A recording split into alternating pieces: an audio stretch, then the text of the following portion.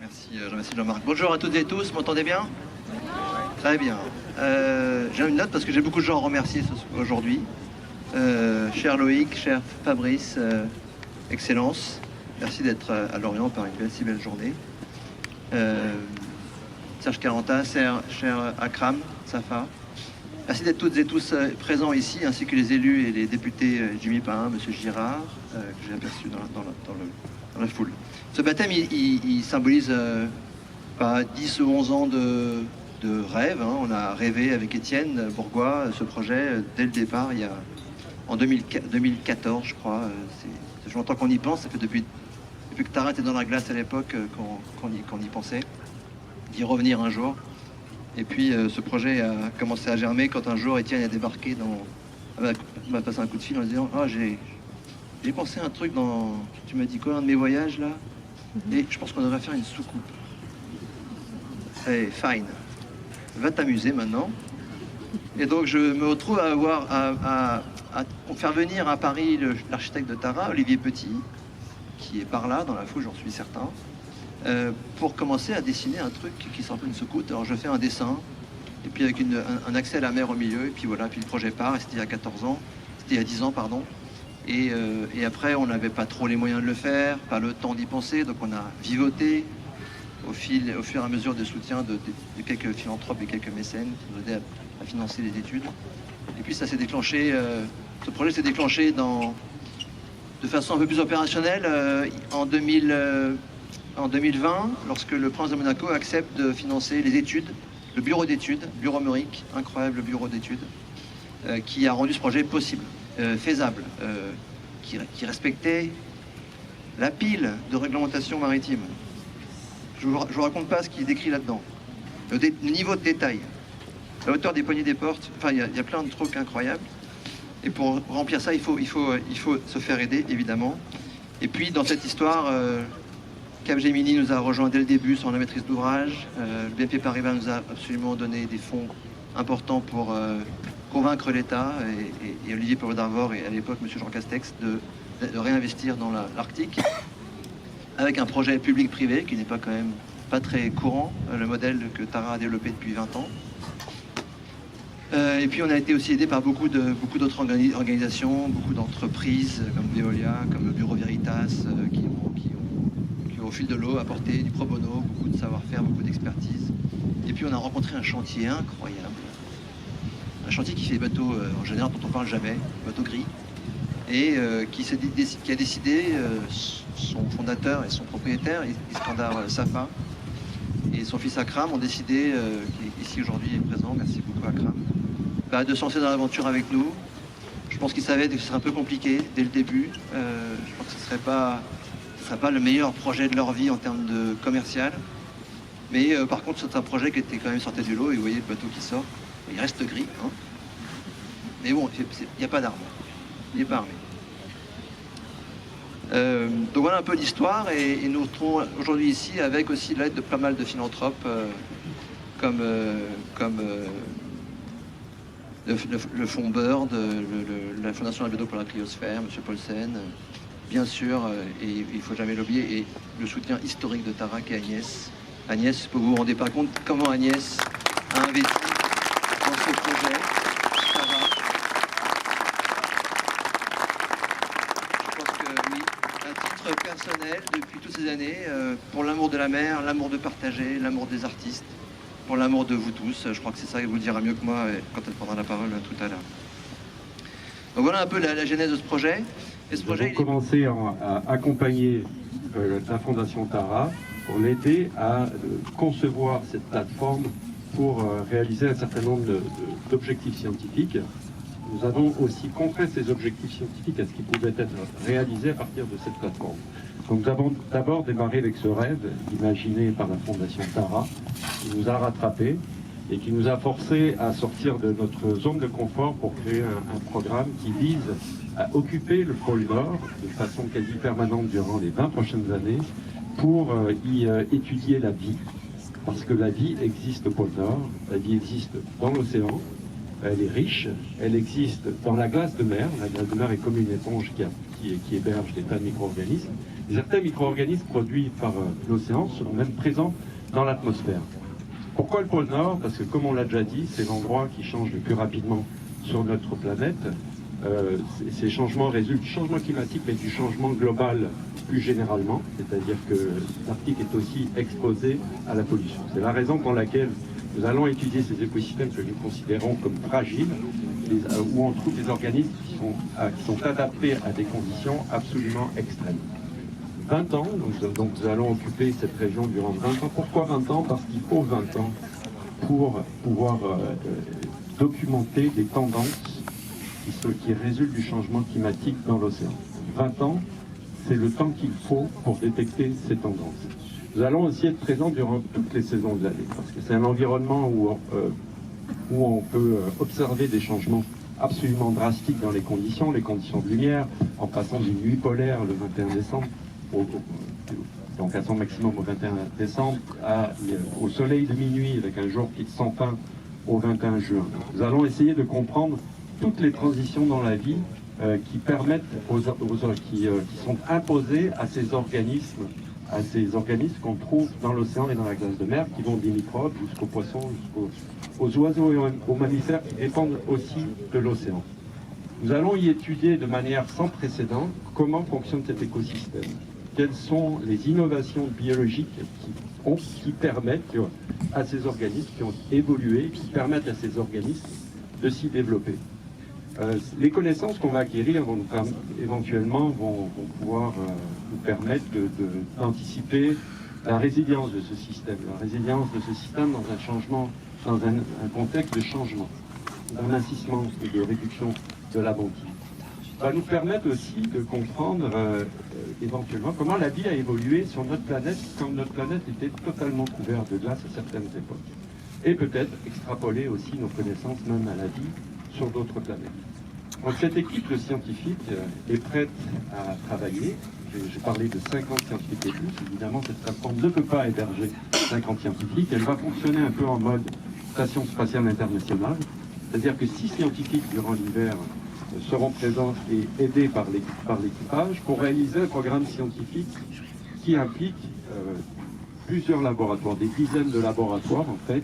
Donc on aura des scientifiques qui auront été entraînés, préparés pour réaliser un programme de recherche extrêmement dense et qui va nous permettre d'étudier ce monde vivant et comment les conditions dans l'atmosphère, dans la glace et dans l'océan impactent sur ce vivant et éventuellement comment ce vivant contribue à réguler le climat.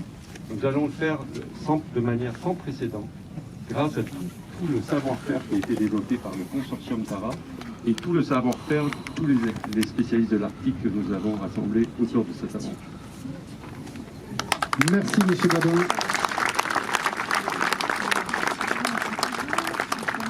Étienne Bourgois. Étienne, merci de nous rejoindre. C'est une belle histoire, une vieille histoire, mais je voulais remercier à nouveau Eric pour tout ce qu'il a fait, Tara Océan, avec les scientifiques. C'est un projet scientifique, c'est un projet de nous tous, mais c'est un projet scientifique. C'est un projet artistique. Voilà. Et Olivier Guil, quelque part, le GREA, le groupe de recherche en écologie arctique, avec qui j'avais organisé la première mission en 2004. Je crois qu'il est par là aussi. En tout cas, oui, vous dire quelques mots. Je suis très content d'être à Lorient et je crois qu'on vous aime les Lorientais depuis de nombreuses années. On va pouvoir dire bientôt qu'on est fidèles. 19 ans, monsieur le maire nous le rappelait. C'est important. Alors déjà il y avait pas mal de retours et de départ. Alors je sais pas comment on va faire avec 2 bateaux, ça va être sympa, mais en tout cas la Tara Polar Station devrait rester longtemps, plusieurs années là-haut, même s'il y aura des retours techniques. Revenir à la genèse, c'est vrai que c'est une histoire, moi j'adore les bateaux, c'est une histoire de bateau à voile, c'était le bateau de mon grand-père, le bateau du père de Agnès, le premier Tara. Et donc c'est une histoire d'une vie, d'aimer la mer, les bateaux, même si on est plutôt on vit à Paris. Mais toujours, et c'était, moi je veux toujours aller sur le bateau, sur le Tara. C'est une histoire de ce qui est vraiment enraciné en moi. Et l'envie à l'époque de mettre à la disposition des scientifiques, du grand public, ce bateau, la goélette, ne l'oubliez pas, c'est un bateau à voile qui continue et qui va continuer à délivrer énormément de choses dans les années qui viennent, et puis d'avoir rêvé de ce truc, ouais, je ne sais pas comment on peut l'appeler. Mais c'est un bateau que j'ai navigué de Cherbourg par beau temps, on va dire. C'est sûr que c'est pas un bon bateau navigant, mais ça va être un bateau, un atelier, un laboratoire unique, fantastique, pour qu'on mène à bien et que les scientifiques puissent travailler de l'intérieur, parce que ce qui avait été fait à l'époque, c'est de travailler dans le froid, mettre la CTD, les engins, c'est glacé, de toucher du métal, les doigts collent, parce que c'était quand même compliqué. Là, normalement, ça devrait bien se passer, puisque tout ça a lieu à partir du bateau à l'intérieur. Je voudrais, naturellement, à travers vous aussi, remercier tous les profs, les institutrices, qui participent et qui contribuent. Jamais j'aurais pu imaginer, je ne savais pas très bien à l'école, moi, qu'un jour, Tara serait dans les manuels scolaires. Donc, c'est aussi une fierté, grâce à toute l'équipe, avec Brigitte Sabar, Pascaline qui est là aujourd'hui. Bravo!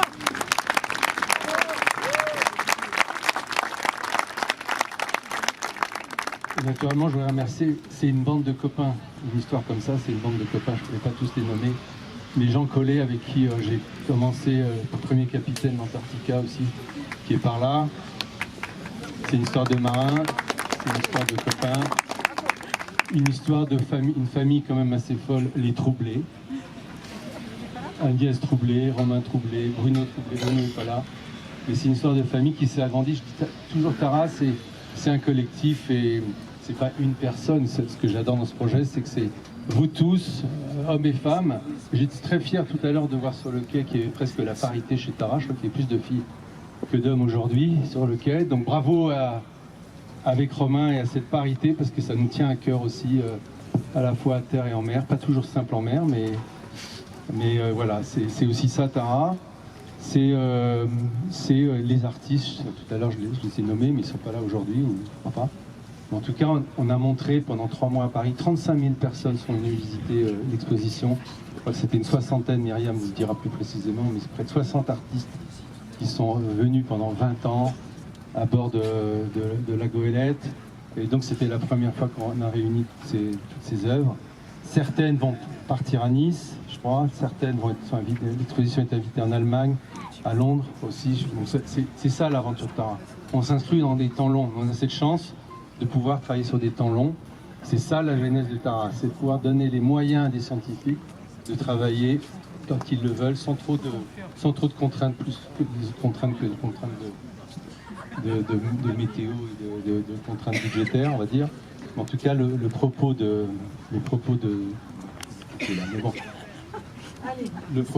tout ce beau projet, c'est vous tous, nous tous. Je remercie aussi tous les journalistes qui sont venus depuis 2 jours, parce que je dois dire que on nous avait dit avant Tara Océan, qu'est-ce qui ça va intéresser de parler de gouttes d'eau et de organismes pendant des années, il n'y a rien à raconter. Et on voit que des années après, ça nous passionne, ça nous passionne. On dépend de cette biomasse, on dépend de plus petit que soi. Vous vous rendez compte ? C'est quand même quelque chose d'essentiel, la vie, monsieur le maire l'a dit tout à l'heure. Alors il faut toujours trouver cet équilibre, il n'est pas simple. Aujourd'hui en tout cas, moi je m'inscris dans la durée avec nos amis scientifiques, les marins. On peut changer, on peut renverser la table ensemble et je pense qu'on en a tous besoin dans ce monde qui va nulle part en ce moment. Mais en tout cas, ça nous donne une perspective longue. Alors on se dit 20 ans, et quand on voit Tara qui va naviguer, qui va partir en fin d'année pour le Pacifique sur des nouvelles missions, et je remercie monsieur l'ambassadeur du Japon, et pour moi c'est un honneur de vous avoir parce que une partie de nous-mêmes, Agnès et moi, se trouve aussi au Japon.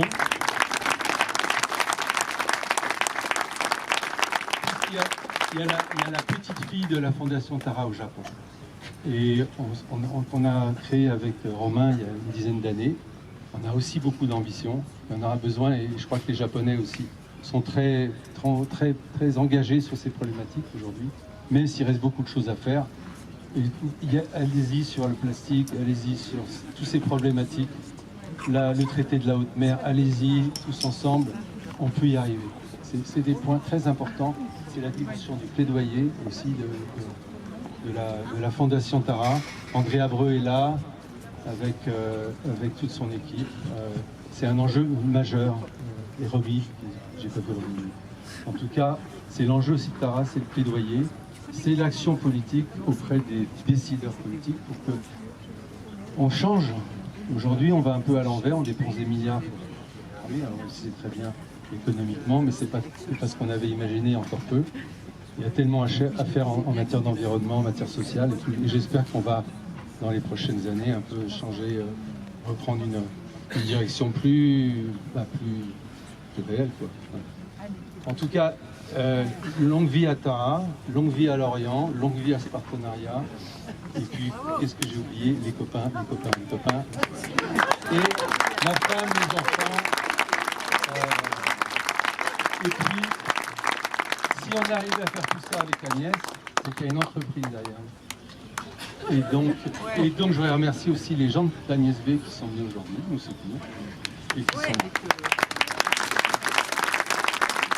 Merci Étienne. Et le CMN, parce que j'y suis allé un certain nombre de fois voir le chantier, ils avaient prévu, je crois, 100 000 heures de travail. Je crois que c'est pas un secret de dire qu'ils sont arrivés à 140 000 heures. Donc ça a été quand même, et je les remercie parce que je les ai vus tous travailler et nous accueillir très souvent au sein du chantier. Et vraiment tous les ouvriers, au moment du départ, ils étaient nombreux ouvrières étaient là. Et c'était sympa de voir tout ce monde. Et on va revenir à Cherbourg, je crois que pour caréner le bateau, on doit revenir chez vous. Et donc très vite, je ne sais pas si vous pourrez tous monter dans l'heure sur le bateau, mais en tout cas, merci d'être là. Merci Étienne d'avoir rappelé que derrière tout ça, c'est avant tout une affaire de potes et de populaires. Je vous demande de faire un tonnerre d'applaudissements pour Agnès B et Thomas Pesquet.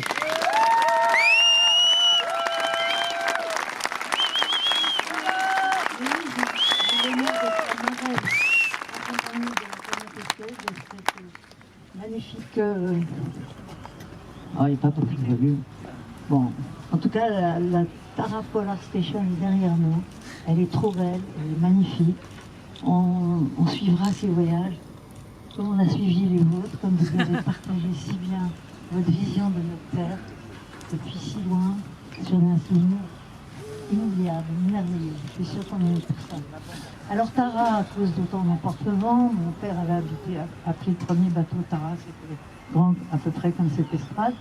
Voilà, c'est une histoire de famille, d'amour, du bateau, de la voile, avec Bruno Troublé, mon père Ado Troublé, Bruno Troublé. Évidemment, maintenant, il y a la petite marmaille, là. Il y en a qui sont là, il y en a pas mal qui sont là, heureusement, qui nous ont accompagnés. Je suis vraiment heureuse, fière d'être là. Surtout qu'on avait hésité entre Marseille. Au début, j'hésitais entre Marseille et Lorient. Évidemment, on a choisi Lorient. Et j'en suis très, très heureuse. Voilà. Merci les Lorientais aussi. Et tous les Agnès B qui sont là aussi. C'est vraiment gentil d'être venus. Merci. On va passer. Attends, je dis deux mots d'abord, si tu veux bien. Bonjour à tous, merci Agnès, merci Romain. Moi je voudrais commencer quand même par, encore une fois, c'est une répétition peut-être, mais c'est important, féliciter tous les gens qui ont participé à ce projet, parce que quand même, quand on voit le résultat final, on se dit toujours, oui, un bateau qui va dans les pôles, oui, pourquoi pas, la belle affaire. Quand même, il faut se replacer quand il n'y avait rien. C'est unique au monde cette histoire-là. Personne n'a fait ça avant. Il faut se replacer il y a quelques années avec une feuille blanche et rien du tout. Et tout le travail qui a permis la matérialisation de ça, moi ça me parle énormément parce qu'on a un peu les mêmes approches. Alors ce qui m'a attiré aujourd'hui, au-delà de l'amitié pour Romain et pour l'équipe, c'est ce petit parfum d'aventure qui flotte aujourd'hui sur les quais de Lorient. Je ne sais pas si vous le sentez, ce petit parfum d'aventure qui flotte autour de la Fondation Tara. Parce que oui, en fait, aller se projeter dans un milieu extrêmement inhospitalier où l'humain a aucune vocation a priori à exister sans cette technologie et sans ces machines, ça me parlait. Y aller pour faire de la recherche scientifique qu'on peut faire uniquement là-bas pour le bénéfice de tous, ça me parlait. Et quelque part, je retrouve dans cette ambition et dans ces missions un petit peu tout ce qui m'a animé moi pendant un peu plus de 10 ans au sein de l'agence spatiale, qui continue à m'animer et qui m'animera dans les missions futures. Mais vraiment, je retrouve cette espèce d'ADN, d'aventure, d'exploration, de science, et puis surtout un peu d'altruisme aussi. Alors, on est d'accord que d'aller se projeter dans l'espace ou en haute mer pour des marins, il y a un petit côté où on est content de le faire, ça c'est certain, c'est normal, il faut faire quelque chose qu'on aime dans la vie, mais on le fait quand même aussi un petit peu pour les autres. Moi, j'y crois vraiment à cet équilibre entre il faut faire quelque chose qu'on aime, qui a un côté un peu égoïste, mais il faut que ça soit utile, sinon c'est vain, sinon c'est vide, sinon ça peut pas vraiment vous animer. Et donc moi j'ai vécu ça dans mes aventures, j'espère que je continuerai à le vivre dans des missions spatiales, mais en attendant je vous garantis que ceux qui sur Terre et sur mer se rapprochent le plus de l'aventure spatiale, c'est ce que vous avez devant vous aujourd'hui, mesdames, messieurs, c'est la Tara Polar Station. Et maintenant, Agnès, que j'ai dit ça, on va pouvoir aller casser la bouteille. J'ai toujours rêvé de casser une bouteille, Agnès aussi, donc on va le faire tous les deux parce qu'il y a une petite compétition. Voilà.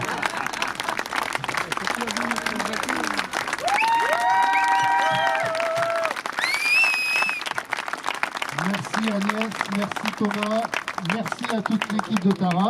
Donc effectivement, Thomas vous l'a dit, ça va être le moment du geste inaugural, du baptême de cette Tara Polar Station.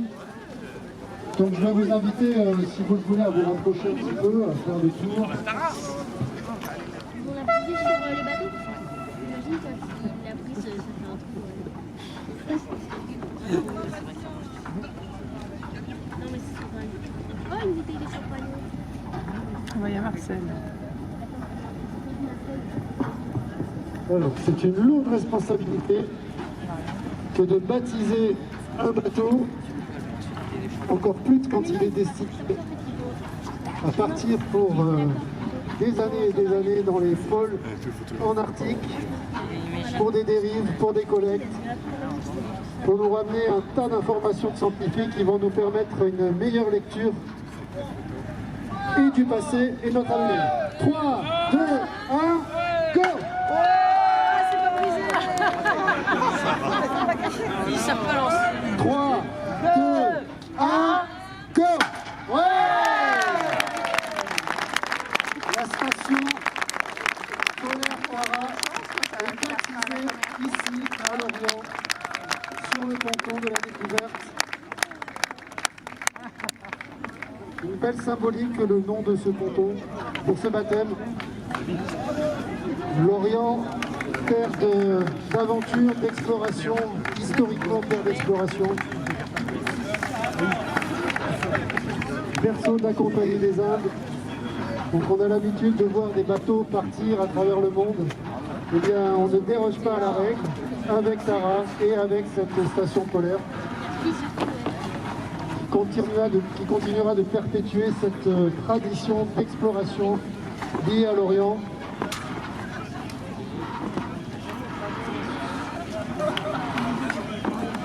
Donc on retrouvera des éléments de ces aventures scientifiques à la Cité de la Voile Éric Tabarly, puisque le partenariat continu permettra de faire découvrir au public, aux enfants, aux scolaires, à travers des programmes pédagogiques adaptés, les contenus de ce que Tara observera à l'autre bout de la planète, comme on l'a déjà fait sur les expéditions précédentes.